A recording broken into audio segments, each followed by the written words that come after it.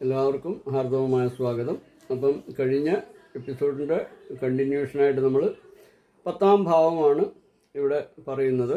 അപ്പം ദശമഭാവം എന്ന് പറയും ഇതിനെ. പ്രവൃത്തിയെയും മുദ്രയെയും രാജാവിൻ്റെ ആനുകൂല്യം കൊണ്ട് മറ്റുമുള്ള പ്രയോജനങ്ങളെയും രാജ്യം ഇവകളെയും പിതാവിൻ്റെ സുഖദുഃഖങ്ങളെ സംബന്ധിച്ചുള്ള വിചിന്തനം, മഹത്തായ സ്ഥാപനങ്ങളുടെ പ്രാപ്തി ഇവകളെല്ലാം രാജ്യമെന്നുകൂടി പേരുള്ള കർമ്മഭാവം കൊണ്ട് വിചാരിക്കപ്പെടേണ്ടതാണെന്നാണ് ആചാര്യന്മാർ പറയുന്നത്. ഈ ഭാവം കൊണ്ട് തന്നെ ദേവാലയത്തെയും നഗരത്തെയും സഭ, വഴിയമ്പലം, ഭൃത്യന്മാർ, കൽപ്പനാശക്തി, ആശ്രയം ഇവയെല്ലാം ചിന്തിക്കണമെന്നും പറയുന്നു. അടുത്തത് ഏകാദശ ഭാവമാണ്. എല്ലാവിധത്തിലുള്ള അഭീഷ്ടങ്ങളും ലാഭവും, പുത്രന്മാർ, ജ്യേഷ്ഠ സഹോദരി സഹോദരന്മാർ, ധനലാഭം ഇവയെല്ലാം 11ാം ഇടം കൊണ്ട് പറയണം.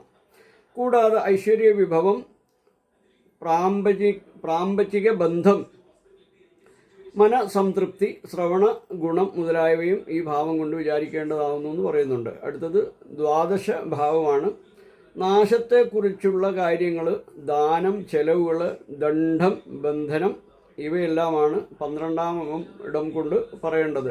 ഇതുകൂടാതെ പാപം, പതനം, നരകം, ഇടത് കണ്ണ്, സ്ഥാനഭ്രംശം ഇവകളെയും 12ാം ഭാവം കൊണ്ട് വിചാരിക്കേണ്ടതാണെന്ന് ആചാര്യന്മാർ പറയുന്നു. അപ്പോൾ ഇവിടെ ഞാൻ 12 ഭാവങ്ങളെയും നമ്മൾ സ്പർശിച്ച് 12 ഭാവങ്ങളുടെ ഫലം. അപ്പം നമ്മൾ ഓരോ ഭാവം കൊണ്ട് നമുക്ക് അവനവനറിയാൻ പറ്റും.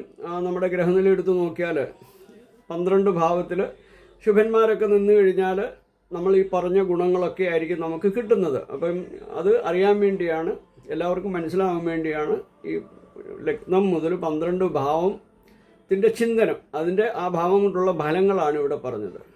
അപ്പം അടുത്ത എപ്പിസോഡിൽ